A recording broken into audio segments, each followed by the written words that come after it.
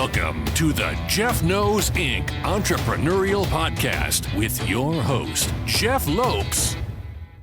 Jeff has over 2 decades experience as a serial entrepreneur, building brands like Kimura from his home basement to a multi-million-dollar global brand that has sold over 250,000 pairs of boxing gloves.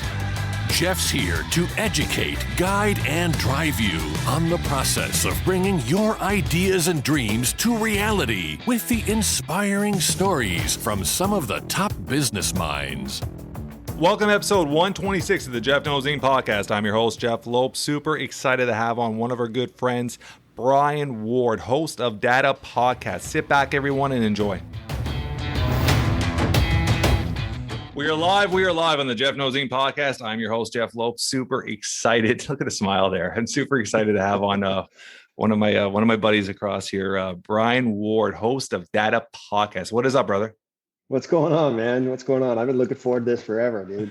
Been waiting for you to ask me. It's been a process. You know, it's funny because just a little history here. So I had sent a message to Bryan, and Bryan's obviously a close friend. We sent a message to Bryan a little while back, and for some reason he never responded. And I sent another one, and then he responded. I'm like, well, why is he not responding? And then finally I sent another one. He's like, I've been waiting for you to ask me. I'm like, I have been asking you. So it was just a communication. And then he was actually supposed to be recording a couple weeks prior, but I went through a little situation, so we had to rebook. And I'm glad that we finally got this going. It's going to be a fun conversation today. Just a heads up on how I run the podcast. There's no set questions. It's just, we're going to have an open conversation, have fun with it. Wherever it goes, it goes. Usually I always start off by allowing the audience to know what you're currently doing, what you're up to with your podcast, with your world, with your family. But let's start off a little different angle. Let's start off with Bryan growing up. Where'd you grow up? How was your childhood? How many brothers, sisters you have? Let's give me a little rundown of Bryan growing up. Yeah, first of all, thanks for having me on, brother. I really appreciate it. You and I, obviously, you're right. I mean, you and I have become pretty good friends, even though we're on 2 different areas. I'm in the U.S. You're in Canada, but I feel like you're my next door neighbor. You've been a great friend, so I appreciate you having me on. So I'm California kid, born and raised. When I grew up, I have a younger sister who's 5 years younger than me, and life was, normal family life. My parents are still together to this day. So, none of that, we didn't go through any kind of divorce as a child or anything like that. But, my parents weren't super involved in things that I did as a kid. I was very active, played a lot of sports, and I even started working at the age of 12. I bought my first car at the age of 12, a 62 Chevy Nova for $50 with my paper route money. Really the only thing that my dad was really— How long did you have that car for? It's a story that I could go on forever talking about it. I had that car. I bought it for $50 with my paper route money. It was basically a shell. Had no interior, had no engine. We towed it home and worked on it for about 4 years. Got it done right when I got my license. It was pretty much done. I had purchased another Nova for parts and all that kind of stuff. And my dad and I worked on it together. So one of the things that he was really involved in my life was working on this car, because he's a car fanatic. So he and I worked on this car for 4 years. It was cherry. Got it pimped out. It was nice, and ended up having it through high school, and drove that car through high school, and then went into the Marines. When I got out of the high school, I went into the Marine Corps and kept the car. The car remained at my parents' house while I was in the Marines, and ended up, while I was in the Marines, meeting my wife, my now wife. And we dated, and when I knew I was going to ask her to marry me, I didn't have the money. I was in the Marines, I didn't have the money for an engagement ring. And so I bit the bullet and sold the car. I sold the car for $4,000 to some attorney in the area, and used that money to buy my wife's engagement ring. So how old were you again? I was 20 years old, 21, 22, something like that. Yeah. And so I used the money that I got from the car and bought my wife's engagement ring. And to this day, because the attorney lives in the area where my parents live. He still has it? He still has it. You ever tried buying it back? My dad has offered to buy it back several times. He has no interest in selling. And the funny thing is, my dad sent me a picture. He just about a year ago, my parents were at a car show, like a car rally, and they were doing like a parade of cars. And the guy was there, and he drove my old car through this parade. And my dad took a picture of it and sent it to me. This is your old car. It's completely different. Like, he changed the paint scheme. He changed everything on it. I still have the picture. I'll actually send it to you. Yeah, it's pretty crazy. I don't regret the decision I made at the time, because obviously you can't. You can't. My wife and I have been married we'll be 24 years in just a couple of weeks. We'll be together for 24 years, married 24 years. And so I don't regret that decision, but I regret the decision of getting rid of the car. I wish I had still had it, because my dad also has another Nova, and he's got a 63 Chevy Nova that he bought when he was very young, and he still has it to this day. And so I kind of wish I still had it, but it is what it is. Will that car be yours one day, or no? Yes. My dad claims it will be. He claims it will be. We'll see what happens. But I mean, he's got a couple different cars. I mean, he's got a Camaro. What year is his Camaro? 69. Oh, okay. Yeah, and the funny thing about that's a whole other story. He worked he did some side jobs for we didn't have a lot of money growing up, but he made a good income, a decent income to keep the family going. But he worked some side jobs for an older lady in a mobile home park. And when she passed away, she had a couple of kids, but when she passed away, she left the car to him in her will. Wow. Left it to him. And that car is worth 30, 40 grand right now, and it's all in good shape, all original. That's all original, all in good shape, and he still has it, and it's pretty crazy that. Does he have any other cars, or those are the two he has? He's got those two, and then he's got a 64, I think it's 64 Chevy pickup, big window, big back window. Yeah. So. Yeah, those are nice too. A lot of people fix those up really nice. Yeah, he hasn't fixed that one up quite to the point where he wants, but he tinkers around. He's still tinkering around with all these. How old's your pops? Let's see. I'm gonna be 40. Let's see. I'm gonna be 49. So he'll be 6. He's 20 years older than me, so he's 69. Oh, he's still young. Still young. Yeah. So but he still tinkers around with them, and But so he had you when he was 20. He had me when he was 20. My mom was 16. Wow. I was just adding up because my pops was 76, right? And I'm 44. So I was like, that's really young. 16. Yeah. Wow. Yeah. So it's I had a active childhood, it's just the one thing that really stuck with me with my parents is because they worked a lot. They had full-time jobs and sometimes even had evening jobs. My mom had a janitorial service in the evenings too. Yeah. And so it was the stuff at the home with my younger sister was really on my shoulders as a child. I took care of her. I made dinners, those kind of things. And my parents at what age roughly?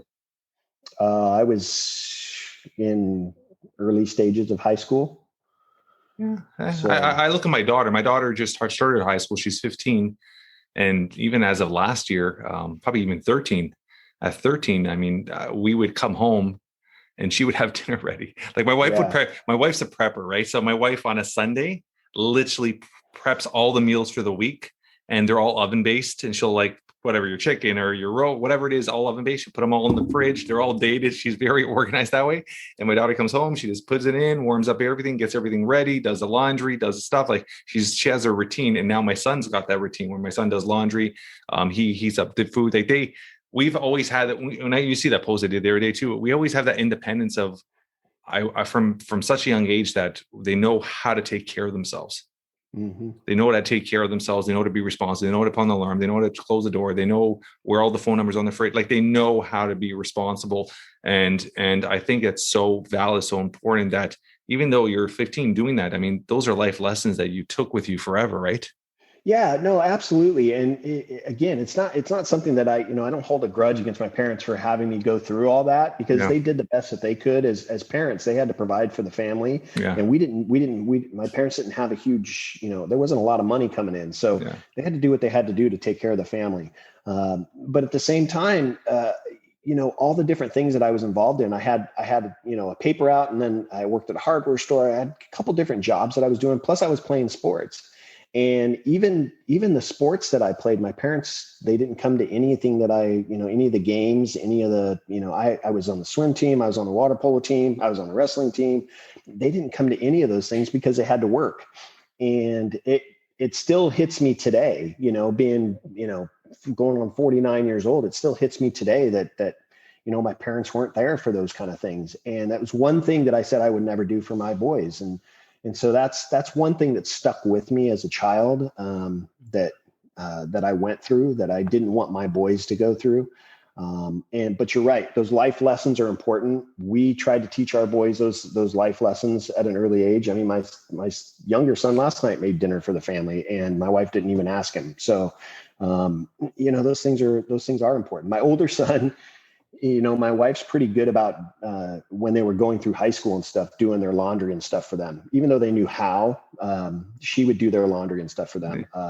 When he went off to college, just 4 years ago, when he went off to college, I'll never forget that he's got at the apartments that he stayed at, they have the washroom, and he called my wife and said, I don't know what I'm supposed to do with the laundry. She's like, well, the darks with the darks, the whites with the whites, and, throw some soap in there, you're good to go. So, we have to, you kind of have to teach them those kind of things. But yeah, I mean, it's all good. Those life lessons are important that kids go through. Teach them young, so that way they can carry it with them forever. And one of the things that I learned as a kid, especially with my dad, was, working on the cars and stuff. I know how to work on cars, so I can get out there and tinker on stuff if I need to do something to any of my cars. Teach my boys. I've taught my boys how to do certain things, changing light bulbs and things like that, that they can do on their own.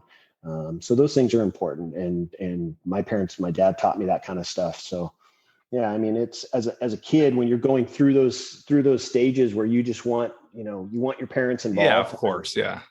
I mean, I can remember being in games and things like that and not seeing my parents in the stands yet. I used to ride to practices and games with my friends' parents because my parents couldn't go.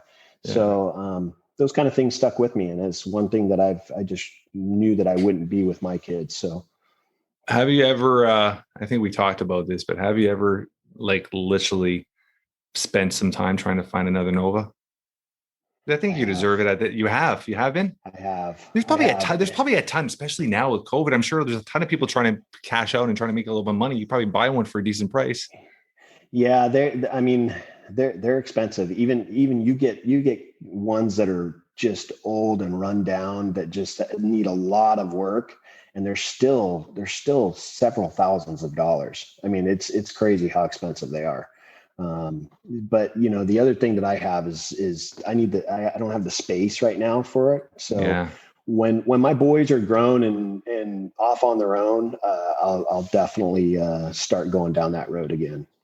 Very, very, very cool. Military. Yeah.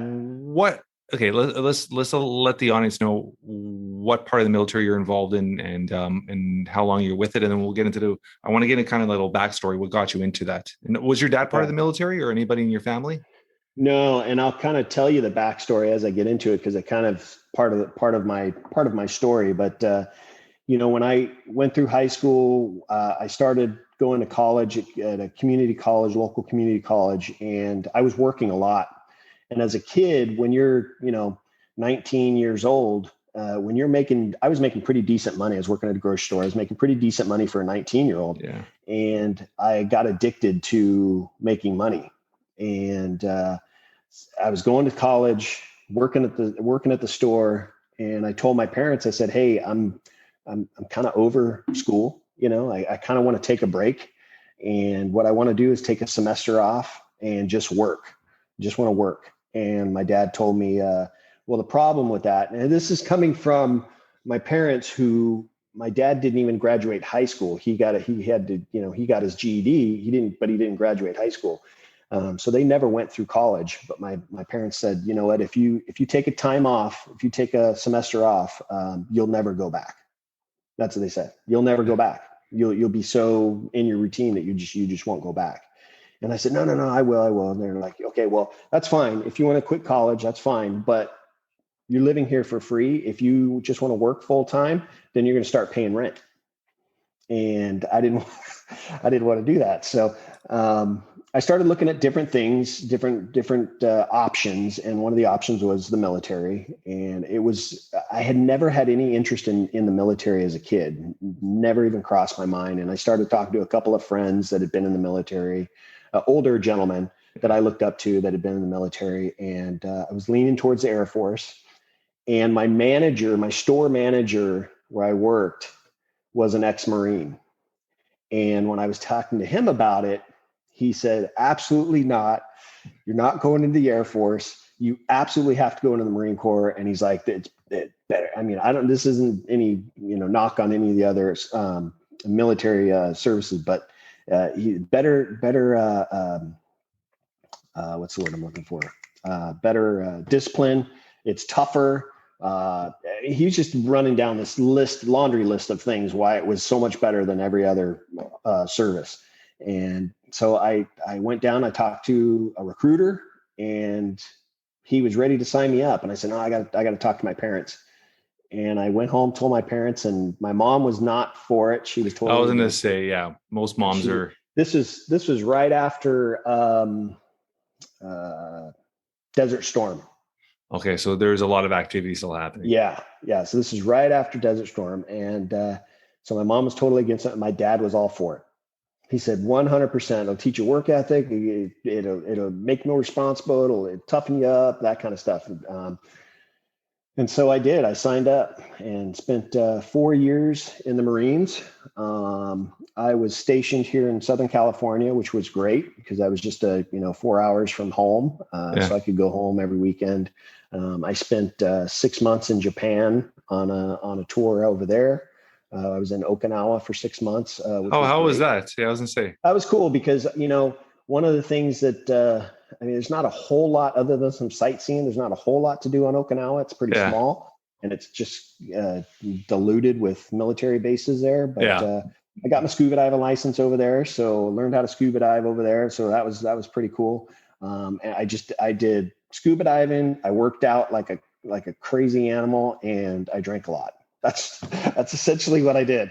So, I mean, hey, it was a good experience and something that I will never regret doing. When my 4 years was up, I was on my way to about to check out. And I remember going to the commanding officer's station to check out with the CO of the base. Yeah. And said, hey, what can we do to get you to re-enlist? And I said, I want to go into the civilian world. I haven't really experienced it. And so I don't think there's really anything that can get me to re-enlist. And he said, well, what if we offer you $15,000 to sign up right now? And it would be a $15,000 bonus. You could sign up right now. And I thought about it. I said, well, could I do, is it for 4 years, 4 more years? And he said, no, if you do that, you'd have to do 6 years. And I'm thinking to myself, well, I've already been in for 4. If I do 6, that's 10. I might as well stay in for another 10 and retire. Yeah. And he said, well, that's kind of the point.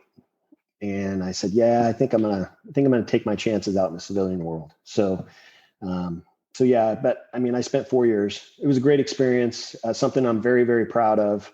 And I've tried to, hell, the Marine Corps paid for my college. So when I got out of the Marines, I went back to college and got my degree. And it's all good. No, 100%. Let's fast forward now, and then we're going to get into fatherhood. Let's fast forward to the podcast. When did you actually start the podcast, and what ran through your mind to start the podcast? When did you start it actually? What was the date?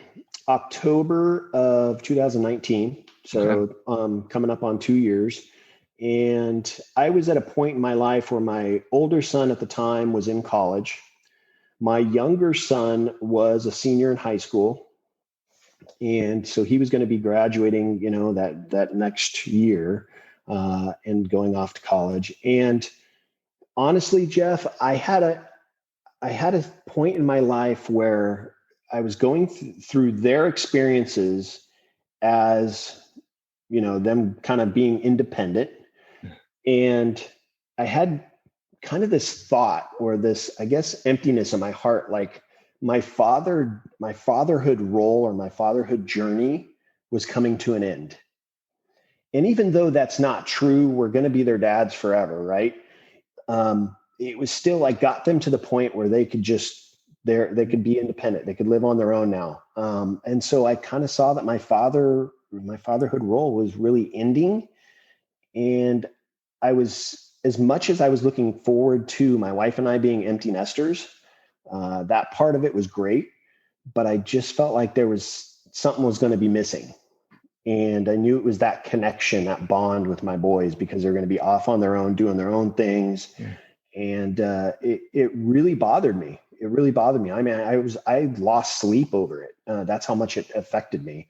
And I was talking to my brother-in-law about it because his older son was in the same situation where he was a senior in high school and was going to be going off to college. And he still had his younger daughter. But I was talking to him about it, and I was just like, I'm really feeling this emptiness in me. I don't know what to do about it. And he goes, well, you need to find a way to kind of continue this fatherhood role that you've carried all these years. And he's pretty successful with his podcast. And he's like, maybe a podcast is something you should consider. And I'd never thought about it. I had no clue even where to get podcasts. I started thinking about it more, talking to him a little bit more about it. And he's like, you could interview dads, high profile dads, just talking to them about their roles to kind of help other dads out there that may be struggling with stuff. And so I did some research and talked to my wife about it. She's like, oh, you'd be so good at it. You should do it. And that's kind of how the ball started rolling. I just kind of jumped in. When did you release your first episode? November 2nd. I want to say it was. Who was your first guest? Me. You interviewed the same here. How many episodes did you do of yourself before you brought a guest on? Well, actually, it wasn't even really an interview of me. It was an introduction. Okay. So it was an introduction of kind of like a pilot. Yeah. So it was I think it was only like 10 minutes long or something. It was an introduction of me and about the show and what it's going to do and blah, blah, blah, blah, blah. My very next guest was a good friend of mine who's actually, I coach high school basketball. He's actually one of the coaches on the team. He's the head coach on the team. And so he was my very first guest because I knew he would come on, and because I knew him so well. If it didn't go well, it would just kind of stumble through it. Those were my first 2 episodes, and I was crazy. As close as he and I are, I was crazy nervous. Just talk. I mean, I don't do video like you do. I just do audio. So it was just a phone call is all it was. And it was crazy how nervous I was. But that's how the ball got rolling. And, I put out 1 episode every single week. And now I'm up to, I think I'm over 80, episodes now. So yeah, time flies. Time flies. Give me, out of your 80 episodes, give me 1 or 2 real cool stories with guests. God, that's a tough one. Because there doesn't have to be your best. There's a cool story that's clicked in your head, some memory that clicked in your head, something somebody said, or an interview with one guy that was just, or a female that was just like, wow. Yeah, you know what? There's one guy that, and I'm going to look this up because I do have the message that he said, and I'm actually going to do a post on it because it's such a powerful message. But he's an ultra marathoner. He's written a few books. They've even done a documentary movie on him. His name's Dean Karnazes. And it's funny, he just sent me his latest book, just like 2 weeks ago. But he's crazy unusual in the amount of running that he does. Like he runs like, I'm talking 200 miles at a time. Like he'll go for these long super runs. ultra marathons. Super ultra. And I mean, like he'll sign up for ultra marathons that are 100 miles long, but he'll run 100 miles to the starting line and then take off for the other 100 miles. I mean, that's how crazy this guy is. But he's just, it's so interesting that the thing that comment that he made to me in the interview that I'll never forget, and he had tweeted it out too, but he said, in school, you get the lesson, then you take the test. In parenting, you take the test, then you get the lesson. And I thought that's so powerful if you really break it down and think about it, because it's so true. We don't know. We're just kind of the test is thrown right at us. As soon as we have a kid, the test is thrown right at us, right? We have a kid. Now we've got to figure out the lesson behind raising that kid. So I love that. Yeah. Yeah. So this week I was going to do a post about his comment. So that's one thing that sticks out to me. I had another guy that actually told me something that I actually live by now. It's something that I never really thought about, but a lot of these big entrepreneurs, high profile people, they spend a lot of time building the legacy of their businesses. And one thing that somebody said to me, and it just hit me in the head like a ton of bricks, but he said, your legacy should start in your home, not outside your home. Always. Because that's where your true, that's the only thing that really matters at the end of the day. Yes. 100%. I live by that. Yeah. I'm a strong believer in that, because the reality is when shit hits the fan, I was having this conversation with my mom this morning. When shit hits the fan and things in life happen, you truly see quickly who's there and who's not there. And people you thought were your friends are the ones that are not picking up a phone calling. Those are the ones that don't really care. Those are the ones that are not sending messages. And it's you have to, and when something does happen in life, Bryan, you're put in a situation where who are you going to really join together? Who's going to be that moment of you putting those tears together? Who's going to be? It's your family. Everything comes back to home, and you got to cherish that. You got to grow it from there. So I'm exactly what you said. I'm a strong believer in that you have to build within first, and then everything comes together, because you could be the most successful person in the world. And you have a nasty divorce. Your kids don't want to talk to you. Like, at the end of the day, you die alone. Like, what does that? Any of that shit matters? Right. It's funny because we see that, I have a lot of friends that are, spend so much time building their businesses outside their home. And the thing that they always told me when my boys were growing up and when I would talk to them about their companies or whatever, they would say, I'm trying to build this for my kids because I'm working so hard now. So that way I can retire really, really young and spend all the time that I can with them. And I think about, well, your kids want to spend the time with you now when they're young. They don't want to spend time with you when they're teenagers and going off into, being adults. They don't, when they're teenagers. Sorry, go continue. Sorry. Yeah, no, I was just saying when they're teenagers, they're already independent of you. They want to hang out with their friends. When they're so young, that's the precious time. That's the time that you really take to building that bond. So that way, when they are teenagers and they don't want to hang out with you, you still have that strong bond connection with them that you can talk to them about anything, or they can talk to you about anything. Right. Yeah. So, and I always say this too, and this is something we've talked about, is this time is a currency, right? There's no guarantee for tomorrow.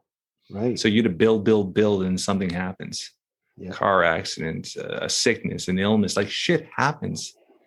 And you've spent all this time building it, but you have no memories. And then you have all these regrets on your deathbed. Right. So I'm a strong believer in, I know, and I use the word all the time, and this is something we talk about is people are like, they hate the word balance. A lot of people are like, they're really against that family. There's no family and work balance.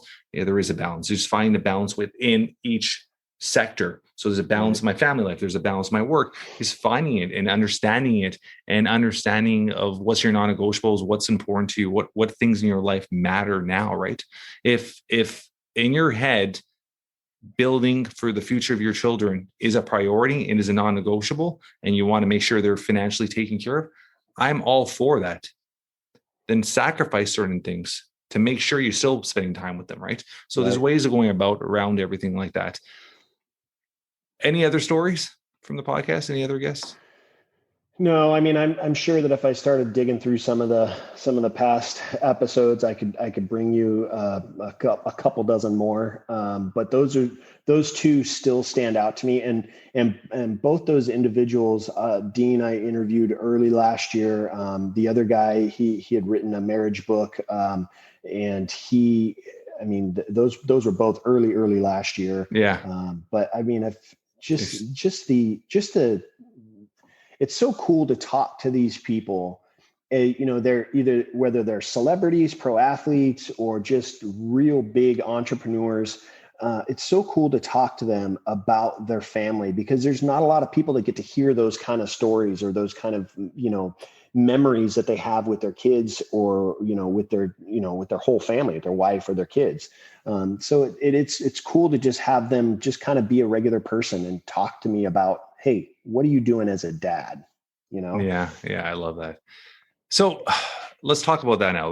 That'll lead into the next segue here. So fatherhood, what does fatherhood mean to you? And I'm sure you've asked that a lot of times to other people. So yeah, fatherhood is something that obviously, this, I take very seriously. It's a job. Fatherhood's a job.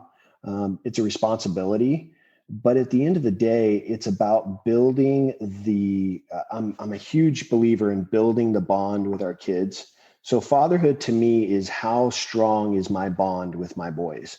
I have two boys, as you know, 22 and 19. And because of the bond that I built with them as they grew up, we're like best friends now. Yeah. And listen, I hear parents say, you shouldn't be friends with your kids. You're not your kids' friends. And that's not true. That's not true at all. My boys are two of my best friends, and I can talk to them about anything. If they're struggling with stuff, I know that I can ask them, hey, what's on your heart? What's on your mind? What's going on? And they'll tell me. So they have a really good relationship, open communication relationship with my wife and I. And so fatherhood to me is just the bond that I've built with my kids means the world to me. And it's something that you were talking about it earlier about, being on our deathbed and not having any regrets. That's one thing that is very important to me. I want to be able to, when I go to, the next level and meet my heavenly Father, I want to be able to go in comfort and in peace. I don't want to have any regrets. And I don't care what it is outside my home. I don't want to have any regrets with my family.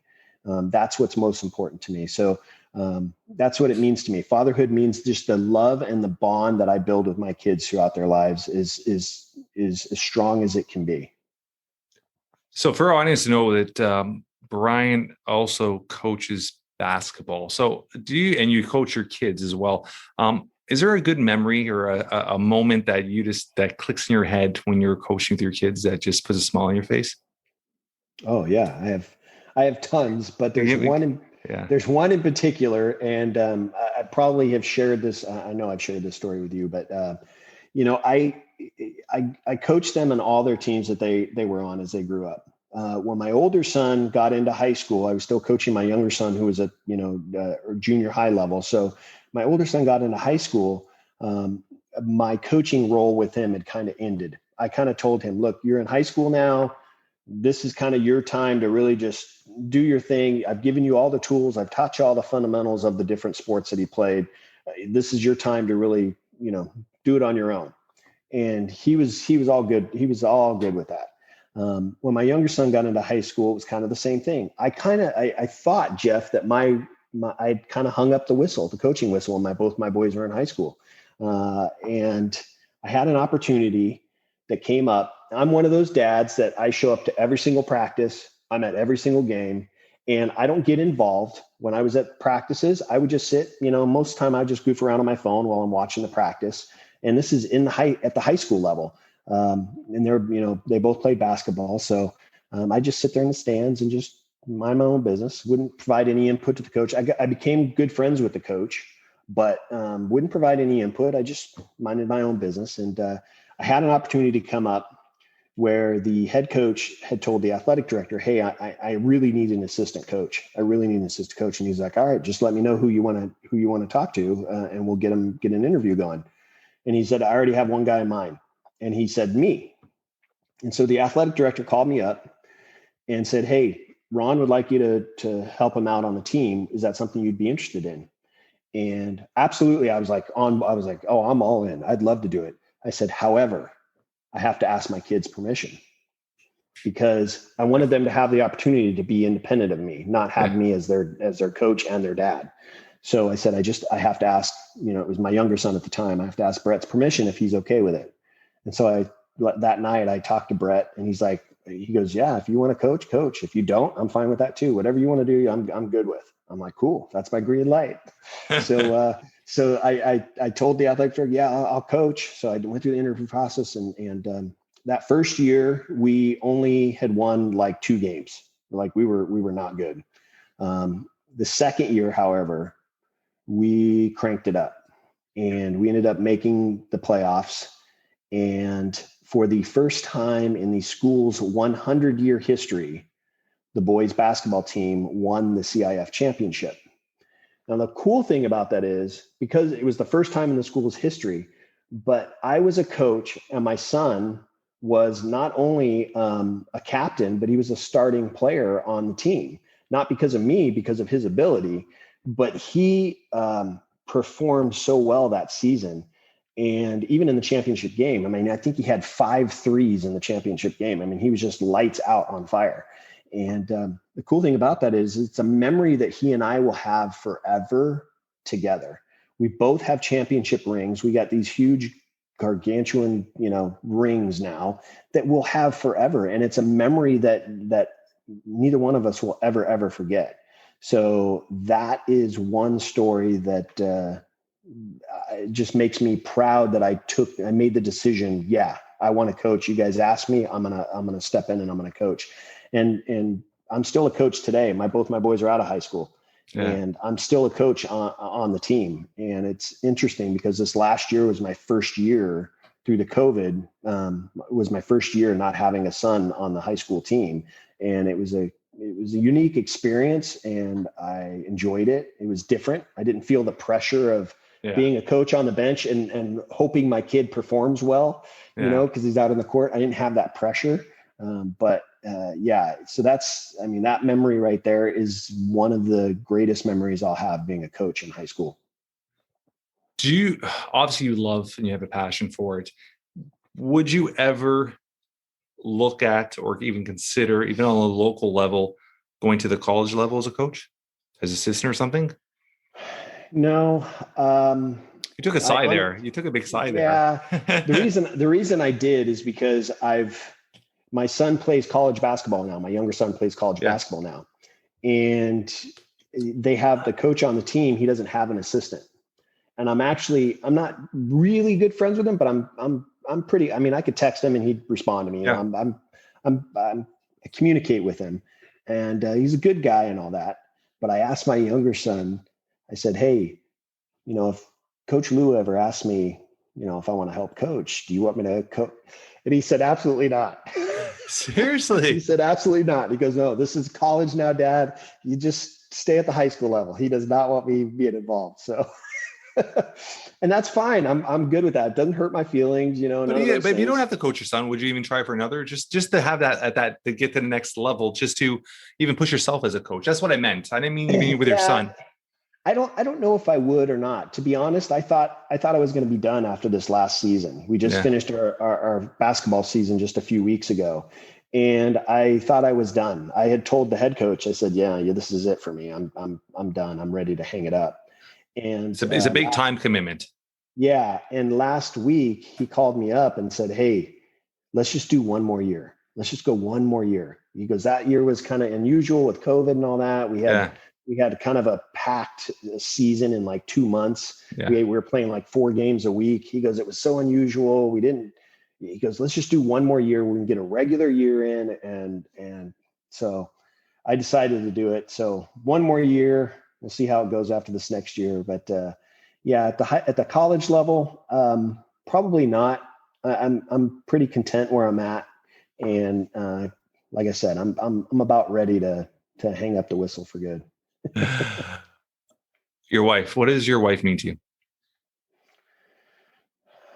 I would go to the edge of the earth for her. She's my rock. And the things that we've gone through in our life together in these 24 years has been just a roller coaster. I mean, I've shared with you my experiences when we had our two boys, my younger son being 6.5 weeks premature and on life support for the first week and a half of his life. And then my older son, and then my younger son, with him, she ended up having a massive hemorrhage after he was born, and I almost lost her. Her doctor told me that, just another couple of seconds and she would have been gone. So I almost lost her. So those two experiences of having our two boys was pretty traumatic. And then, 8 years ago, I think it's about 8 years ago, she'd probably kill me if I was wrong. But she's young, she's 42 or 43. And she 8 years ago had a heart attack. And so she had 5 stents put in. And that was pretty traumatic. Having to care for her, and then having to, we tried to keep it hidden from our boys for a little while because they were pretty young. But we wanted to make sure that, I wanted to make sure that I didn't give them too much information to really scare them. But, I had to sit down with them and kind of tell them what she was going through and what was happening to her. So she had a heart attack. She had 5 stents put in, and she's fine. She went through that like a champ. And then a few years later, that's so young. Yeah. So her family has a history of heart disease. So that's what they kind of figured it came from. She's not unhealthy or anything. She's super healthy and she works out all the time. But she's also a type 1 diabetic. So she was born with diabetes at the age of 7. So she's gone through that her whole life. But about 6 years ago, she went through a massive hemorrhage in her eye and lost her eyesight. So she woke up one morning and had a massive bleed, and her vein had ruptured. And it was type 1 diabetes. They have these issues with their eyes. She had diabetic retinopathy, where her retina had detached, and she ended up having to have surgery on that eye. And she ultimately, due to a botched surgery, she ultimately lost vision in that eye. It's in her left eye. So she completely lost vision. She has no vision to this day in her left eye. And 2 years after that incident, she had a massive hemorrhage in her right eye. So picture this. So her left eye is completely blacked out. She can't see anything. Her right eye had a massive hemorrhage. So the blood just completely covered her retina. So she could not see. She woke up one morning and said, "I can't see." And I questioned her. I'm like, "What are you talking about? You can't see?" She's like, "I can't see out of my right eye. I cannot see anything." And I'm like, "What do you mean?" She's like, "It's completely dark. I can't see anything." And we got her into her doctor, and her doctor said, "Yeah, you had a hemorrhage and we have to stop it. However, it's going to take some time to get that blood that's in there to dry up and kind of dissipate. And we're going to have to do some, laser surgery and stuff like that. It's going to take a while." And it took her about 6 months of basically living in darkness. She's a school teacher. Yeah, she's a school teacher. So she was on disability while, she couldn't do anything. So she's sitting at home in the dark, essentially. I had a full-time job. My boys are both in school.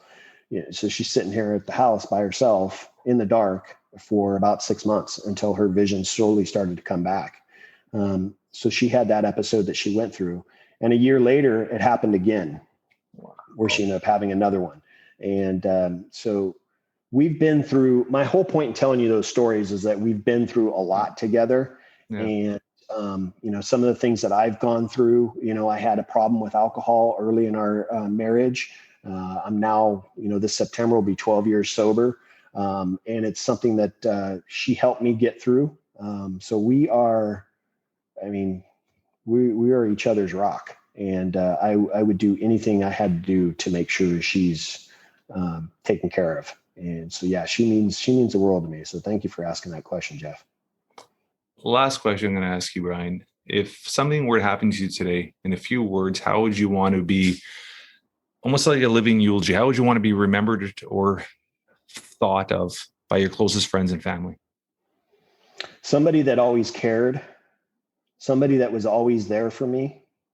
Meaning whoever it is that, God forbid that day happens, if it were to happen today, that at my funeral or my remembrance, whatever it is, the people that got up and spoke about me would say, Bryan was somebody that cared, and Bryan was somebody that I could always rely on. Those kind of things are super important to me. I will, I reach out to people that I haven't talked to, just the other day, I sent out a text to an individual that I hadn't talked to in a while. And I just sent him a text and said, hey, I just want to check in and see how you're doing. I haven't talked to you in a while. I just want to say, hey, man, thinking of you. Those kind of things are super important to me, because I want to know that if I'm doing those things to reach out to people and be there for people, I want to know that those people are going to be people that are going to be there for me if I ever need it. And the only way to get that kind of connection is to be the person that reaches out to them, be the person that's there. You want to be. First. Yeah. And so that's super important to me. My whole goal is just to, in doing that, is just to, hey, I want to, like with you, I've never met you in person, but I want Jeff to know that, hey, I don't care what it is you're going through, I have your back. And I mean that sincerely. And I would do anything I had to do to make sure you were okay. And I want anybody that I come into connection with to feel that way, because I mean it. And so if something were to happen to me, I just want people to be able to come up and say, Bryan was there for me. Bryan took the time for me. I knew I could count on Bryan. And that's how I want to be remembered. And I think I'm doing an okay job at it so far. Just for the audience to know that you can't get more authentic than that, because I've been through a situation in the last little while, and Bryan has been nonstop messages, nonstop sending things. And so I appreciate you. And I truly mean that. And you're authentic, and everything you're saying is very true. So I want the audience to know that is, you can't get more real than that. So thank you for that, brother. Thank you. Anything you want to leave our audience with? No, listen, I guess I would just say this, whether you're a dad or mom, yes, parenting is a job. Parenting is a responsibility, but enjoy it. Enjoy the journey, because we only get this journey for so many years, and these years are important. And as a parent, it is our job to make sure that our kids grow up to be the best people that they can be, because that's what the world needs. The world needs good people. Yeah. And it starts with, we say that these younger generation, we don't know what we're going to do with this younger generation. They're going to run amok. No, it's our job as parents to teach them how to behave, how to act, how to live. And so I think I would leave that is just, as a parent, do the best you can do for your kids, because you only get those years it's only so long, and then it's gone. Love it. How can our audience find you, and how do they get a hold of your podcast, listen to your podcast? Yeah, podcast you can find anywhere. DadUp podcast, you can find it anywhere you can get your podcasts. And then obviously Instagram's the best way, because I'm most active there. DadUp podcast is my Instagram handle. And then obviously my awesome website, daduptribe.com. Those are the three main places. Appreciate you, brother. Thank you so much, man. Thank you very much, Jeff. I appreciate it, man. Like I said, I was looking forward to this day. I'm glad it was here. I was looking forward to it. So you've been a dear friend of mine, and I love you, brother. Thank you, brother. That's a wrap for today. I want to thank our guest, Bryan Ward, for taking time out of his incredibly busy schedule to be a guest on the Jeff Knows Inc. podcast. Great interview, great friend.